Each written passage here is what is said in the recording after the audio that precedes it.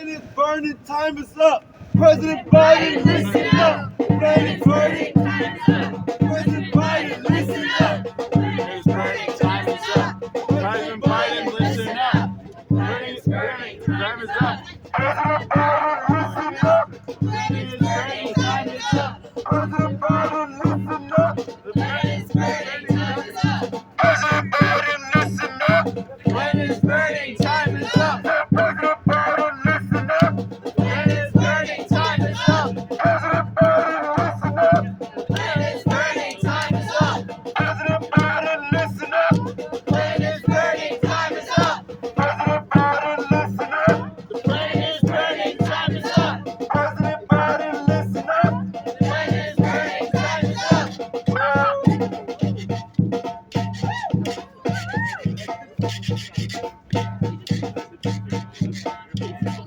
President Biden, listen up. When it's burning, time is up. President Biden, listen up. When it's burning, time is up. President Biden, listen up. When it's burning, time is up. We said President Biden, listen up. When it's burning, time is up. We said President Biden, listen up. When it's burning, time is up. Yo, President Biden, listen up. When it's burning, time is up. Yo, President Biden, listen up. When it's burning, time is up. President Biden, listen up. When it's burning, time is up. President Biden, listen up. When it's burning, time is up. President Biden, listen up. When it's burning, time is up. President. When it's burning, time is up.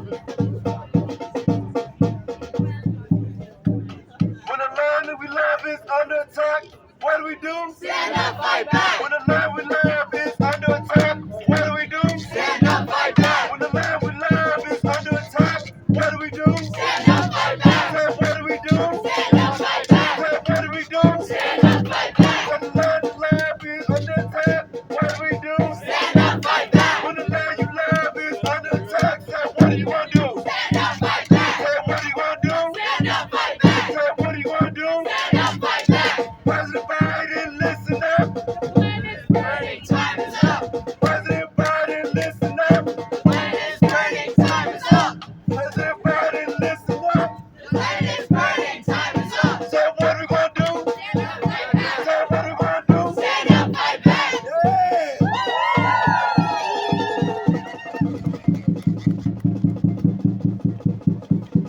Hello, everybody! Can everyone hear me okay? I should use the bullhorn. I'll use the bullhorn.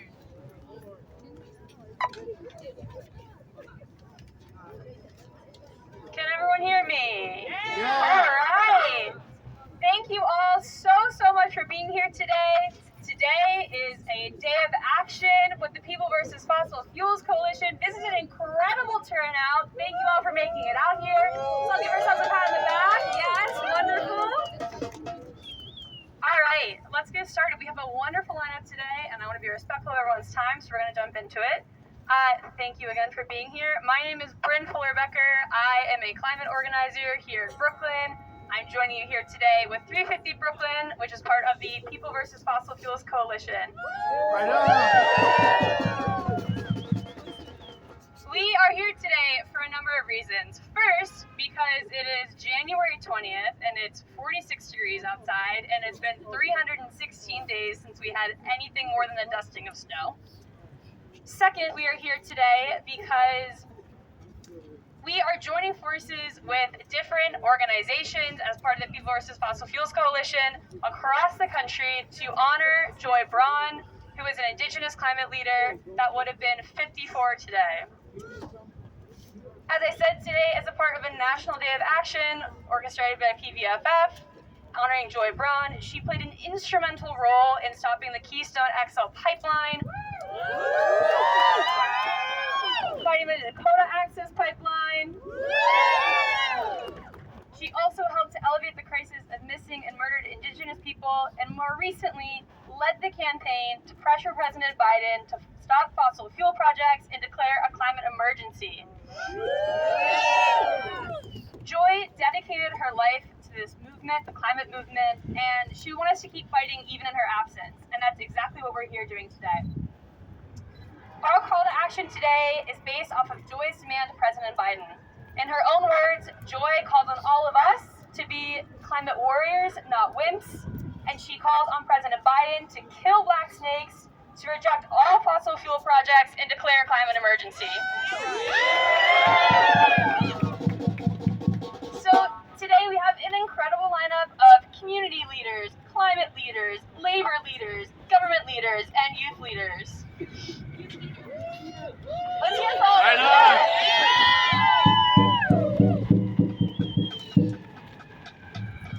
We also have a giant clipboard and a little bit of wood.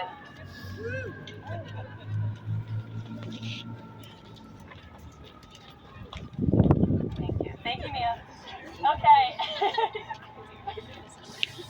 We help each other. And we help each other. Yes. Okay. So we're going a little bit out of order today. That's okay. Mia, I need your help again. So sorry.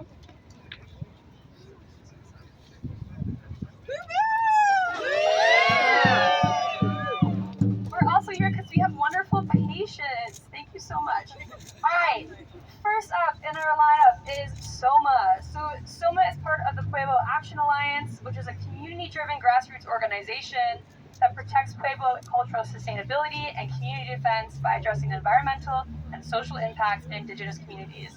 SOMA is a poet, and they're also an artist, and they're passionate about empowering youth, creating art as a form of resistance, and marrying their love of filmmaking and environmental justice through documentary work. We are so glad that SOMA can make it here today, and I'm happy to welcome them up here now. Take it away, SOMA.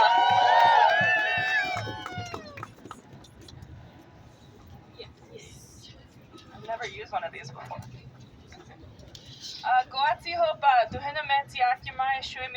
My name is Soma Holland, and I am from the pueblos of Laguna and Jemez in so-called New Mexico. My ancestors come from the greater Chaco region, a vast and sacred landscape in the Four Corners area of what is now called the United States.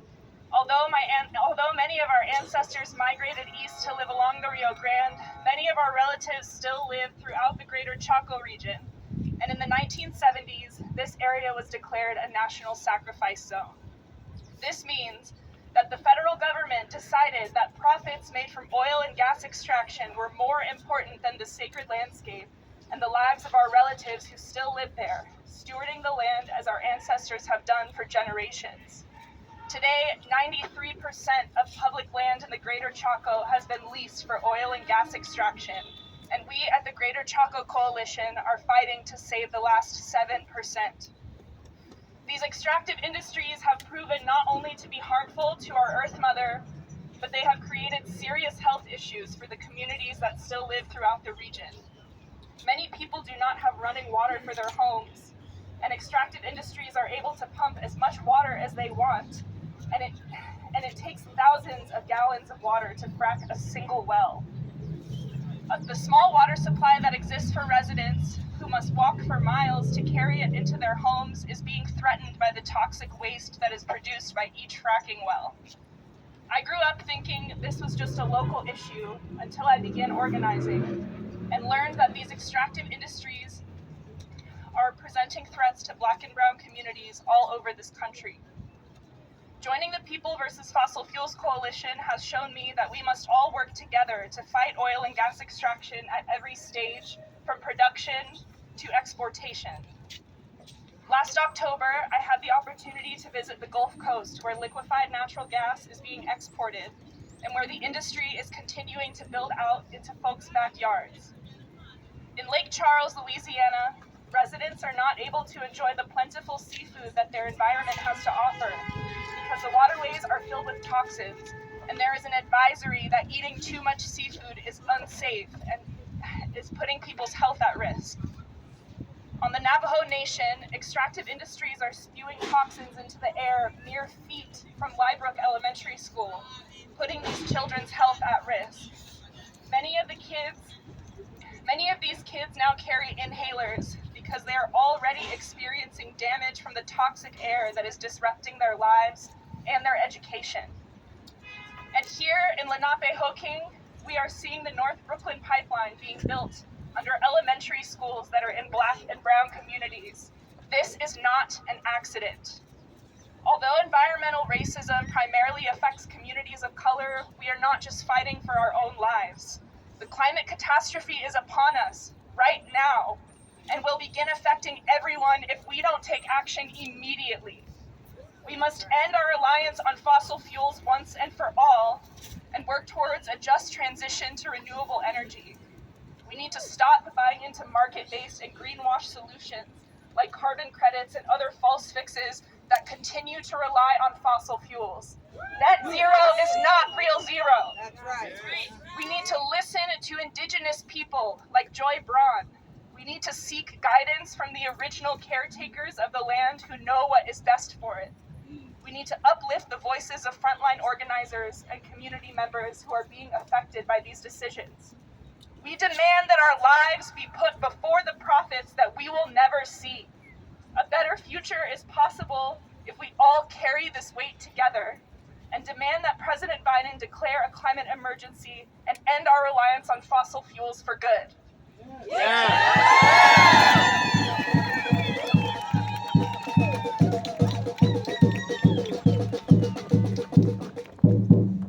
Thank you so much, Noah, for telling your story. And I think you couldn't have said it any better. We need to end the use of fossil fuels today, not in 2 more years. President Biden has had 2 years to get his act together so far. He's done very little, which is why you need to demand that he declare a climate emergency, utilize his executive powers, and make real, tangible action, not just for the sake of people in 10, 15, 20 years, but for the people today that are facing the impacts of these, especially our black and brown communities and frontline communities.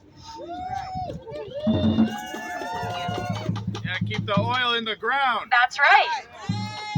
Part of the reason why our involvement in the People versus Fossil Fuels Coalition has been so impactful, so powerful, and so successful is because it is being organized, led, and run by the people and communities that are facing the impacts of fossil fuel extraction, production, and distribution. It is not by the few that hold lots of power but don't get to see the real impacts or don't face the brunt of what's happening. It's by the people on the front lines. And that includes Black, brown, and Indigenous folks. It also includes our youth, who we know are going to be here a lot longer than anyone else is going to be here, right? They're the ones that are seeing it. You to the front, exactly. And in New York City, we are so fortunate. We have incredible youth climate movement, and I'm so happy that we have Sunrise here today. We have Fridays for Future here today. So next, I'm going to bring up one of our organizers with Fridays for Future. For those of you that don't know, and you should know, Fridays for Future is in New York City is a youth-run climate organization. It aims to raise awareness for the climate as well as for a more sustainable future. They strive for climate justice and climate action by promoting climate activism, aka what we're all here doing today. And they help to encourage and engage and push for climate legislation and action. They use their social platforms to help educate and inspire New York City youth to take action against the climate crisis. And I just have to say, I'm such a fan of Fridays for Future.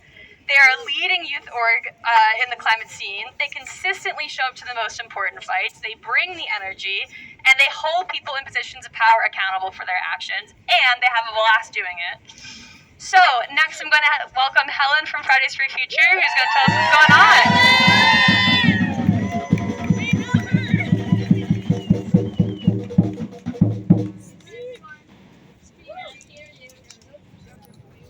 Hi everyone. My name is Helen. I'm a 15-year-old climate activist. I actually just walked over here from my high school just a few blocks away. And I come here every Friday with a group of teenagers from all over the city to strike for the demands that we have here at Fridays for Future New York City. So those are demands like the Climate Justice and Jobs Package, which I'm sure a lot of you know about, really excited about. And stopping the North Brooklyn Pipeline, carrying on the legacy of Indigenous leaders like Joye. Stopping pipelines in this city too is really important, and we're fighting for that as well. And we also have national demands like declaring a climate emergency, and on top of that, our international demands that we work with our entire Fridays for Future network to create and establish, and especially fight for at our global strikes. Our global strikes, we plan them twice a year. We have to put our whole lives on hold for it and do a lot of work, and we get thousands of people to come just from the work of high schoolers, which I think is really powerful. And we do that again, by carrying on the legacies of leaders like Joy, but also, as young people, bringing a sense of urgency to the movement.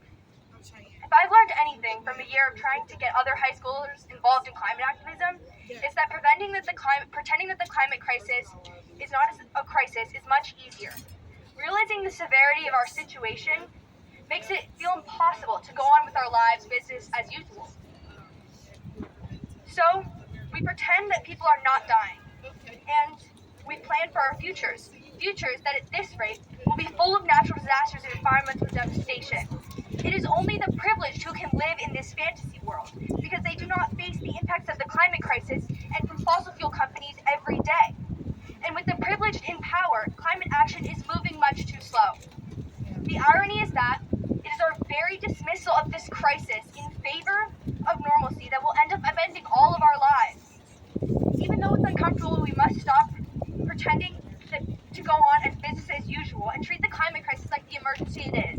Today, we are asking the president to do just that. Biden, declare a climate emergency.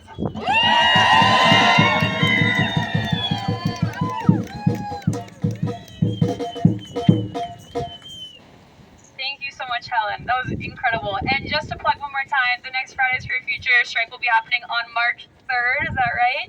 So come find the Fridays for Future kids. They'll get you set up. I've been to many before. They're always a blast. I always have such a great time. Just like Helen said, we all know it. We are here today because the climate emergency is here right now, right? It's not happening in 10 years. It's not happening in 20 years. It's happening today. We are having to face these impacts. The climate emergency is here, but guess what? We are also all here, right? And we're not here. We're not here as individuals with our individual actions, which of course have an impact. We are here as a collective group because we know that there is power when the people come together. Thank you. Next, I want to take a moment to acknowledge the land that we're on today and who is here first. And to do that, I'm welcoming some members from the American Indian Community House who are going to talk with us more about that. So I welcome them all to join us right now. Come on up.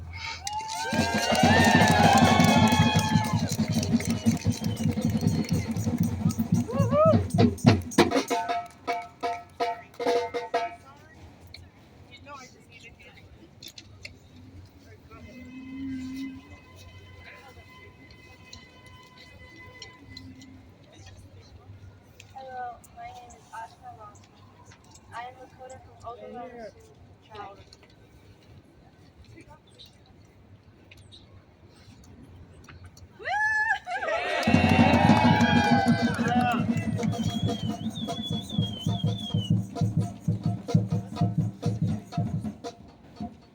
Hello, my name is Ashna Longsover. I am Lakota from Oklahoma tribe. We moved here in 2016 from Rapid City, South Dakota. My family and I are members of the American Indian Community House that was established in 1969, so that us natives can have a community and representation among a very diverse community. This community is vital for the healing of our relatives and the use of our ways for the healing of Mother Earth. Many of us come from all walks of life, and some are learning what it is to be kind to Mother Earth. Our family does a lot of activism work with land banks, MMIW, and Every Child Matters, as well as other causes and or protections that we are passionate about. Our elders teaching the younger generations like my siblings and I to be better caretakers of these lands for us and our future relatives. I'm here to acknowledge the tribes that were and still are the caretakers of these lands. Lenape, Mohawk, Shinnecock, and other federal and state recognized tribes that have a deep history with these lands. Also acknowledging the brutal history, forced relocations, cultural erasure, and genocidal mistreatment of these local tribes, as well as indigenous relatives across the Americas, and shape our present responsibilities. Being responsible for this country lands consists of fighting a system and companies that do not have the best interest of the land and caretakers who care for the land. As indigenous people, we believe we are here just to care for the land and water, but own nothing. As the Lakota proverb says, we are all related. That means that we are all interconnected with that is around us, with all that is around us. Therefore, with this land acknowledgement, we honor with gratitude these communities and all indigenous relatives, and we continue to honor the earth and all that she gives us to survive while here as her caretakers.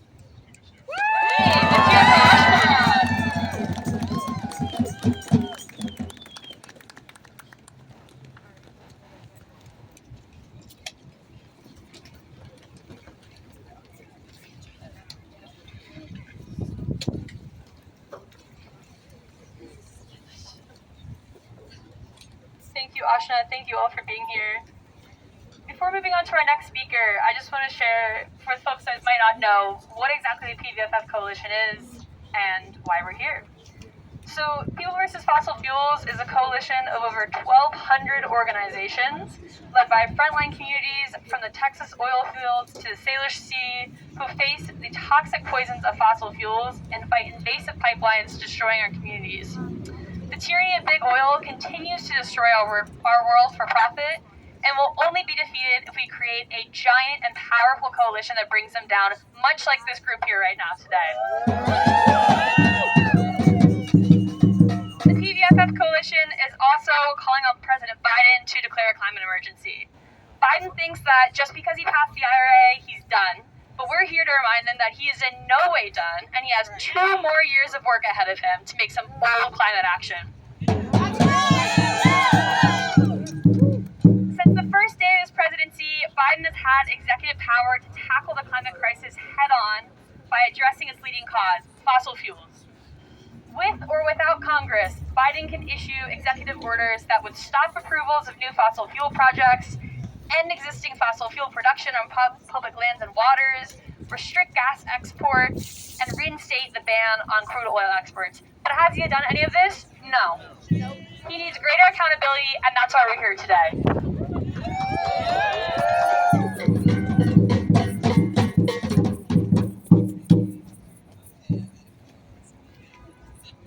Shout out to Mia. Beyond his executive powers, Biden can also declare a climate emergency to unlock emergency powers. And you might hear that declaring a climate emergency would be unprecedented. No. We had declared emergencies. Every single president has declared emergencies for various things, and Biden can do the same. By declaring climate emergency, his powers that he unlocked would include banning crude oil exports, stopping the flow of fossil fuel investment abroad, and rolling out renewable energy and electric transportation. Each of these impacts would have huge effects, not only on curbing climate warming emissions, but on protecting the health and livelihood of all inhabitants, especially those in frontline communities.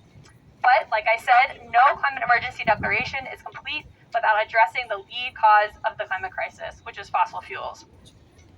So, we're here today because fossil fuels have got to go.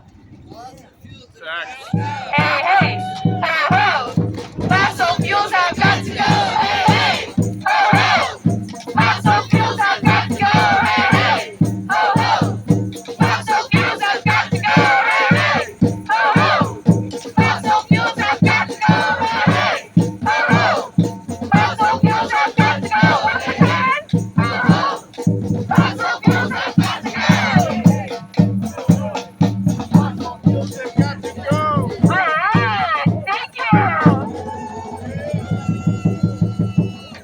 Let's hear from a few more of our speakers. Next up, we have Josiah Morgan. Josiah was influential in the creation of the Amazon Labor Union, which was the first union If you don't know about the ALU, which you absolutely should, the demands of the union were very simple. They needed better pay, better benefits, and better working conditions. And the Amazon workers knew that the only way that they were going to do this is by pressuring the company to treat them into respect, by uniting under one banner, and exercising their rights to come together as a union, which to me sounds very familiar to our efforts here, right? Because today, we're here not only calling for climate justice, and for racial justice, and for labor justice, because we know that these issues do not exist in silos. They're deeply intertwined with the oppressive systems that surround our lives, but we know that this collective action is our best bet at fighting them.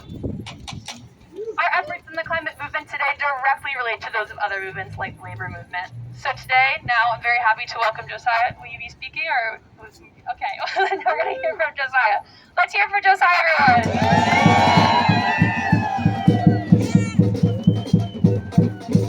Check. Y'all can hear me? Yeah. Okay. So,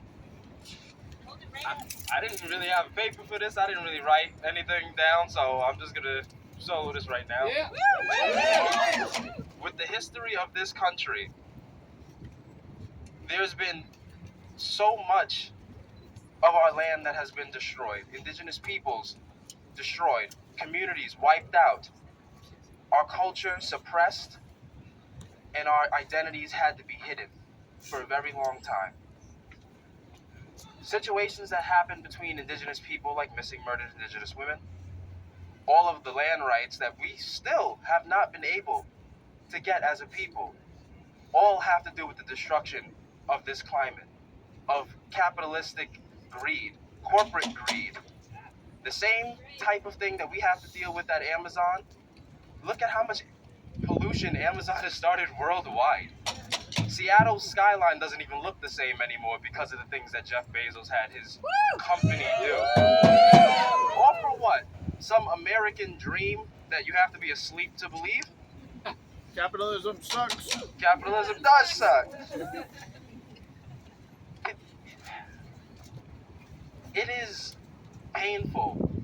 It hurts my heart to even have to be in this situation right now to explain that the land and the world that we love and that we're supposed to support and live inside of is being torn down by people that want to make a cheap buck.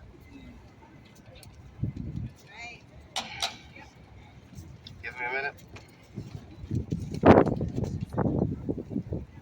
I ask, not only on the behalf of indigenous communities, of black communities, of all communities, not just in America, but across the world, that climate emergency needs to be something spoken about, not just by our president, but all nations across the world. We only have one world. We only have Earth. We can't go to Mars yet. We can't do anything else like that or colonize other planets. If we lose this, this is it for all of us. Not just indigenous communities, but all people, all human beings will be threatened. Our existence could be erased by our own actions.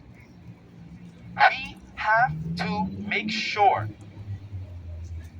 that this world can be preserved for generations to come. We cannot be the reason of our own destruction. We have to make sure that we can survive, thrive, and pass this world on. Because we can't just be here for ourselves.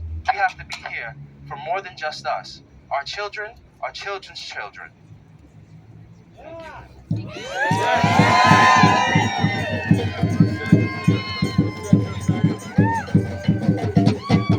Let's hear it one more time for Josiah.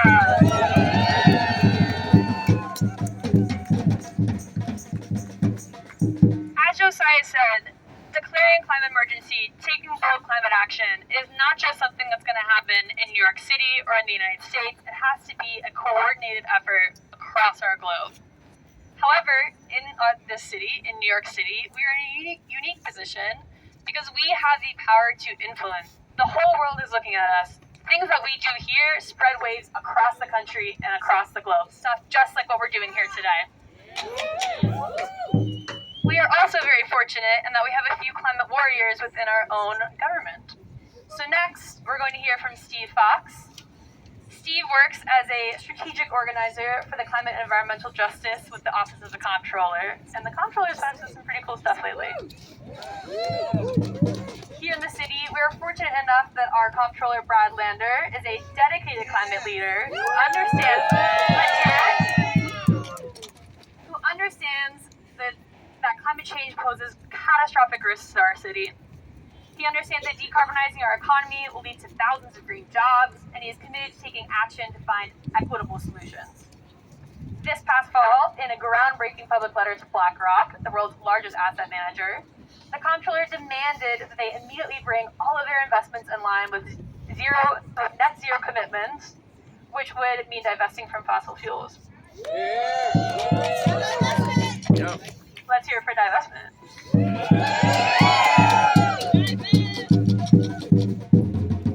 So our action today is focused on President Biden at the federal level and asking Biden to declare a climate emergency. But in New York City, as always, we want to be at the vanguard because we know that the pace of change must be faster, and we know that the world is watching us. So now I'm very happy to welcome Steve to hear more about how we'll lead the way. Take it away, Steve. Hi, everybody. Hello. As as just said, my name is Steve Fox. So yeah, I'm the strategic organizer for environmental and climate justice at the Office of the Comptroller, Brad Lander. Can you hear me now? Yes. Awesome. So I'm part of an entire climate team at the Comptroller's office. We're actually the first time that we've actually had an entire team dedicated to climate at the Comptroller's office ever. And let me tell you a little bit about why we have a climate team. As you all know, the climate's changing faster than we're adapting. As damages from wildfires, superstorms, flooding, and other climate-fueled disasters grow around the world, they threaten the lives and well-being of everyone, both globally and in New York City. Our city, a coastal city of islands at the forefront of rising seas, where 80% of our transportation and utility structure, 2/3 of our parks, and half of our industrial areas are within the floodplain. A floodplain, as 100-year floodplains become 20-year floodplains, as 20-year floodplains become 5-year floodplains, we know that the time act is now. And the era of climate crisis is already here. This October marked the 10-year anniversary of Hurricane Sandy, and we're still recovering. While our city got help from the federal government, we found in October, we put actually a report out that found that 25%, or nearly $4 billion, of federal Sandy recovery funds have yet to be spent on projects that will help us recover from the storm and build back with resilience. We need to streamline our ability to deliver these critical projects more efficiently to fortify our buildings and shorelines before the next storm, which won't come. We also have to invest in strengthening the social fabric of our neighborhoods to build community resilience.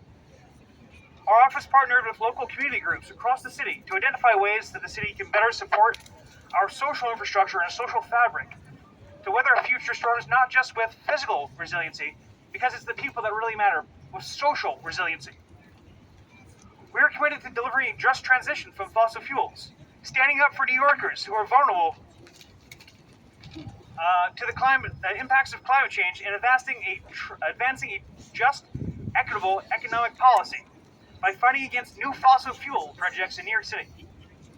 Hell yeah. Also, as mentioned before, the Comptroller is the investment advisor and custodian of the 4th largest pension system in the entire country,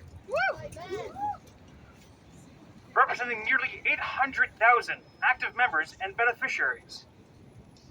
Climate change threatens the profits of the businesses we invest in to deliver long-term pension returns for New York City's public sector workers, people who put their entire lives to serving New Yorkers here in our city. We're taking strong action to mitigate the risk that climate crisis poses to our pension systems. As someone mentioned, net zero, when we say net zero, that can be heard different ways. We want to make sure that we're actually doing real things to actually make sure that we're proactive in our city, to actually invest in climate solutions. Hell yeah. We're putting out a concrete plan to reach that zero greenhouse gas emissions across our investment portfolio. Now, in 2019, the council passed a resolution declaring a climate emergency here in New York City.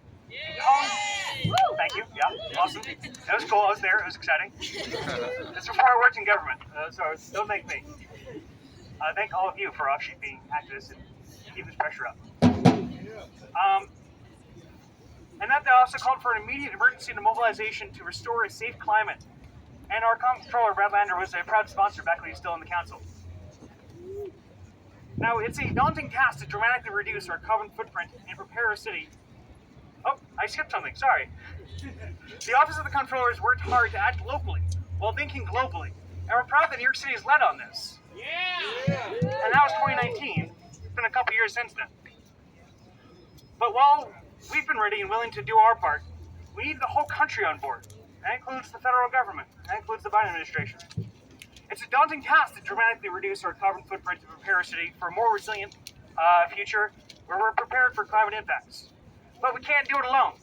And we have a lot of work to do, and it'll take a collective effort to achieve meaningful progress and get us off fossil fuels. Thank you very much.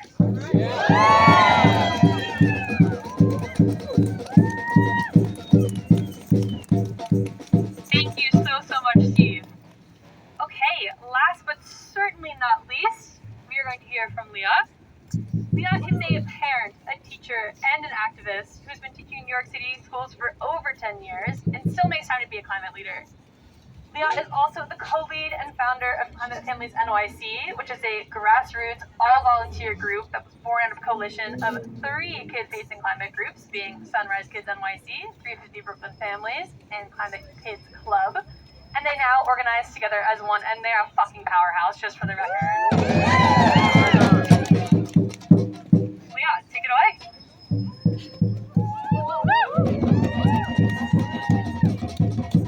Hi, everybody.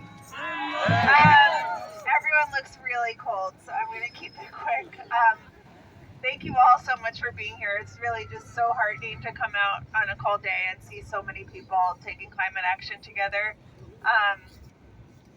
Like it was said, I'm a teacher and a new mom. I have a 10-month-old at home, and then I organize with Climate Families NYC, and we do any new parents out here. We do kid and even baby-friendly climate activism, targeting the federal government, the state, the city, and Wall Street. And I'm really, yes, we're gonna get more into that in a second. I'm honored to be here in memory of Joye Braun and to tell President Biden to declare a climate emergency and stop fossil fuel expansion. Climate Families, including myself and my baby who was about 4 months or 5 months at the time, went to Washington, D.C. this summer. We brought fire trucks, we brought fire hats, we brought giant flames, this banner, and we actually went to White House Chief of Staff Ronald Klain's house in Chevy Chase, a very fancy suburb, and sang songs / yelled at him a lot about declaring a climate emergency.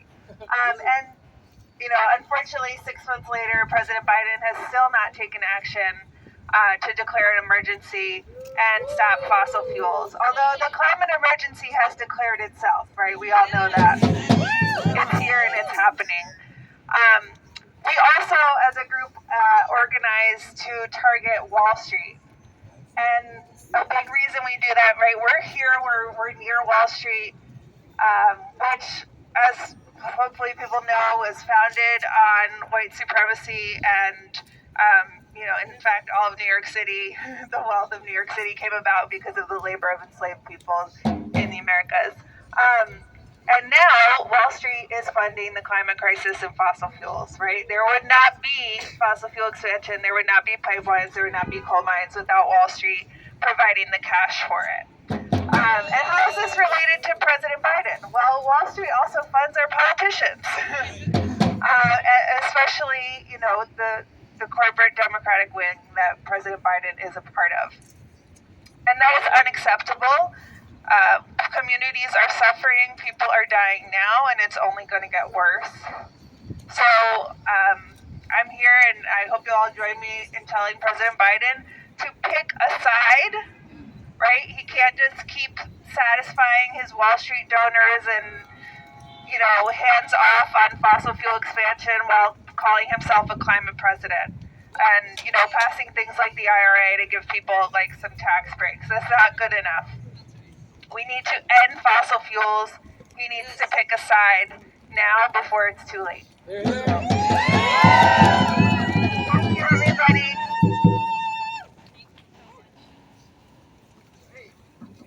Let's hear it one more time for Leah.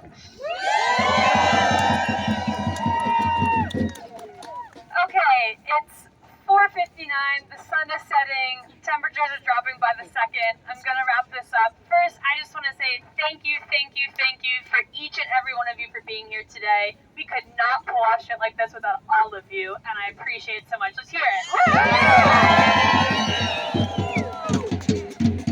Thank you for calling the gathering.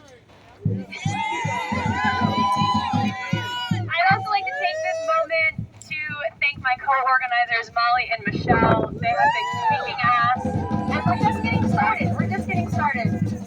So, we're going to leave here today, but our work is far from being over, right? We're here today to honor Joye. I think she would be so proud to see all of us here today, and we're here today to get fired up, to organize together, and to demand that President Biden declare a climate emergency. As we know, the president, he's sitting somewhere in D.C., probably not paying attention to what's going on around. This does not mean that we're not making an impact, because we're collecting, we're organizing our power. I hope you are chatting with each other and connecting with one another, because that's the only way that we're going to get shit done on the way that we need to. Before sending you all free, I just want to give you all some things that you can do, some things you can go home and do today to help move the needle on climate action. First, I just want to highlight each and every one of the organizations that had speakers here today. If you are interested in the things that they did, come up, chat with them, see what's going on, see how you can get plugged into their work. I also just want to give a few quick shout outs to organizations that were not able to be here today, but are doing crucial work. That includes Sane Energy Project and the No North Brooklyn Pipeline. Let's hear it for them. That includes We Act. Let's hear it for them. Let's hear it for Upwells. Each of these organizations are on the front lines fighting the good fight. They're doing incredible work. Get plugged in, follow them everywhere, figure out what they're doing, figure out how you can get involved in that. We've got incredible stuff going on in the city. We also have incredible stuff going on in the state. And as many of you know, the largest source of fossil fuels in this state comes from buildings. As we can see, there's a shit ton of them here, and they're all burning fossil fuels, and that's going to end ASAP. So, coming up next Tuesday on the 24th, there is a huge crowd of people that is going to be gathering and getting on buses and going up to Albany and telling our elected officials that we need to get fossil fuels out of our buildings. I'll be there. Tim will be there, Eric will be there, whole crowd. It's going to be a blast. It's going to be fun. We're doing the electric slide. You should be there too. If you're interested, you can come find me. You can come find Mia. We also have some leaflets that are floating around that have QR codes for ways for you guys to get involved with that. Finally, Free buses. free buses, and I think lunch too. Lunch, breakfast, coffee. The whole shebang. Finally, we are here today as a PVFF working group. We are an incredible working group. We have awesome volunteers that are here today. And like I said, we're just getting started. So far, we have helped to defeat the dirty deal for the, fourth time? We're here today organizing to declare a climate emergency. We're going to be doing shit for months. It's going to be fun. It's going to be loud. It's going to be exciting. If you have things you want to see us do, if you want to get involved, if you're twiddling your thumbs trying to figure out how you can get involved in more climate work, come find one of us. We will plug you in. We will make sure that your voices are being heard. We will help you with your fights, and we will continue this collective action. So I just want to say thank you once more for being here. Make a new friend. Check out the chalk. And Molly? And we're going to get a photo before we set you all free. So everyone come and switch places with me. And we're going to take a photo. Thank you, thank you, thank you. Let's hear it for yourselves. Woo!